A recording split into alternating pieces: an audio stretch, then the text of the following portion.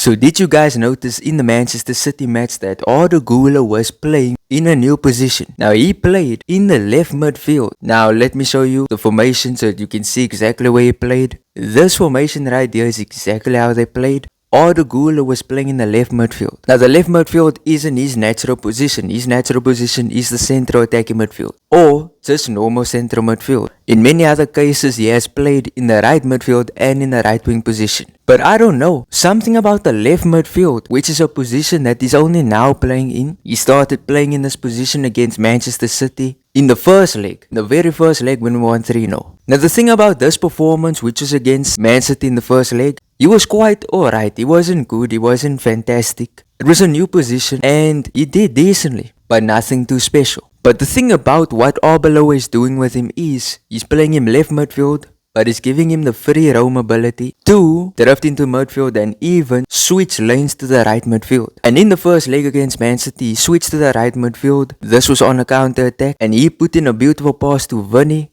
with his right foot. Arda Guler is a left-footed player, he's not a right-footed player, but this delivery was just insane. We're gonna go on now to his next match, which is against Elche. In this match, he started from the bench. He came up later in the match and was played in the normal central midfield. And the only thing he did in that match was score that beauty of a goal. And I feel like that goal gave him a lot of momentum to the second leg against Man City. And this one was at the Etihad.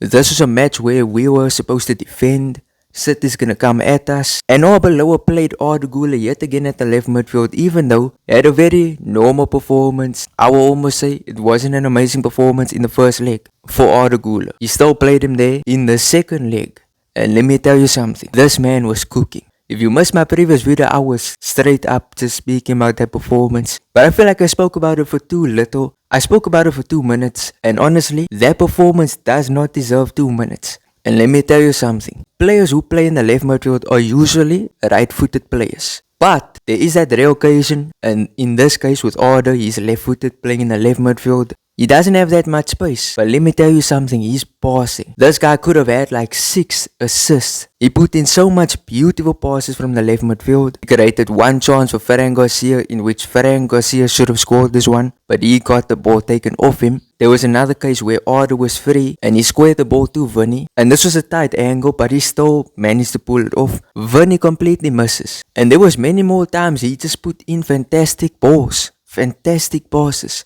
And his 1-2s with the players was also good. Defensive work rate was also good. He's overall a very improved player. And to perform like this against Man City at the second leg is a huge deal. For all the people who are saying he's not a big game player, he doesn't show up in the big matches. Well, how about this match? Because he showed up and he put on what I will say. Even though he didn't grab a goal, even though he didn't grab an assist, this is his most impressive performance of his career, straight up, of his entire career. Now the thing is, with me saying this is the most impressive performance of his career, what will be second place in my opinion is his performance against Atletico earlier this season. Now, what made Güler so effective in this match was that he played wide as well, but he played on the right midfield. This is how he assisted Mbappe's goal. And then later on he scored a goal, which he was in the center for this goal, but you get the point. In the number 8 position, he's cooking.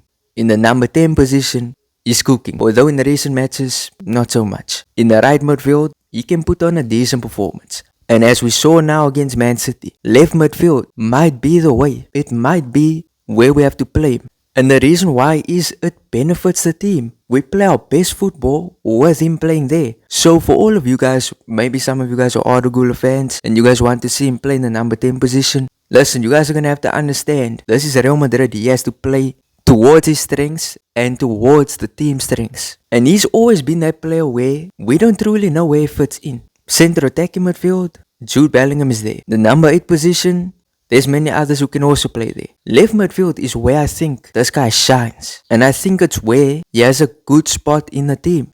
Because, let's be honest, in the previous few matches, Arbeloa has been trying so much things at the left midfield. I mean, listen, we were talking about it 2 weeks ago. Well, I think it hasn't even been 2 weeks ago. Arbeloa tried Thiago Bertouch in the left midfield. I'm not saying he was bad. I'm saying that's just, he doesn't belong there. You can't play a player who's a deep line playmaker in the left midfield. It makes no sense. And I mean, him playing in the left midfield, putting in balls towards Vinny, Mbappe, Bellingham, whoever it's gonna be.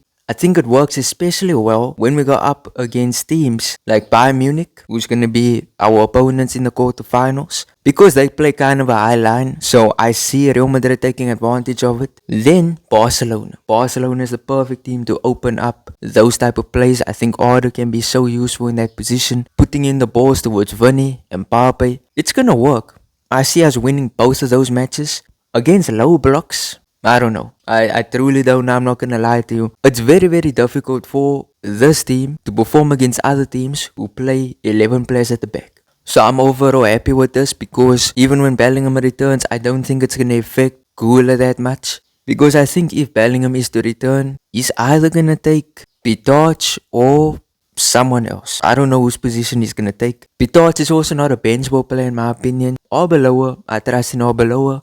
The fact that he got so much things right recently shows that we should trust in this guy. He knows what he's doing. Real Madrid against Bayern is coming up very, very soon. And I'm going to give you my early predictions. I think Real Madrid's going to win in both legs. I think they're going to win the matches in both legs. Because we know Bayern kind of plays a high line. I think Real Madrid can take advantage of it. And I think we can win with a big scoreline. We're going to see Leonard Cole come to the team that he wants to play for one day, and he's going to play against them. Joshua Kimmich, he's going to go up against Vini maybe. Well, I don't even know if they're going to play him right back because of what happened previously. But if we go past them, we're definitely gonna face PSG. Listen, I'm not even gonna count Liverpool in. They're not gonna make it. Let me show you how PSG played here against Chelsea. Scary. Straight up, I don't want to see my team go up against this. We might get dominated, and it might be the same as how it went in the Club World Cup. So I'm telling you, if Real Madrid don't win the Champions League, PSG is gonna win it. Or even worse, we could see Arsenal win it. And I mean, when it comes to PSG, I'm still showing you this, how they're playing. They're playing so good together. You can't even press them. All of their players are so press resistant. It's actually insane what Luis Enrique has managed to do with him. They destroyed Chelsea. Chelsea's a good team. They are going to destroy Liverpool. I'm confident in it. We need to be ready. Because if we're gonna play Kylian Mbappe against PSG, someone who doesn't press, and put him alongside Vini, we cooked. We're gonna lose that match. I mean, we tried them too against PSG in the Club World Cup. Nothing happened. If we are gonna manage to beat PSG, the team's gonna have to play as a unit. They're gonna need everybody to play as a team. And in order for that to happen, I don't think Mbappe should be playing. Maybe put him on from the bench, but I'm just not confident. We saw Chelsea, who's good in the Prem. We saw them get destroyed by PSG. Now it's PSG, I understand it. Man City, who is second place in the Prem, got destroyed by Real Madrid. If Vini took his chances, we could be talking about a 10-1 aggregate score. So maybe the Premier League is a bit overrated, or at least this season. They've been good in previous seasons, but I don't know. For Arsenal to be top of the Premier League, that should tell you the Premier League's quality has dropped. But either way, tell me your thoughts in the comment section. I will be reading, I will be responding. If you enjoyed the video, smash like on the video, because I truly appreciate it and it truly helps the channel out. Subscribe if you're not subscribed. Peace out.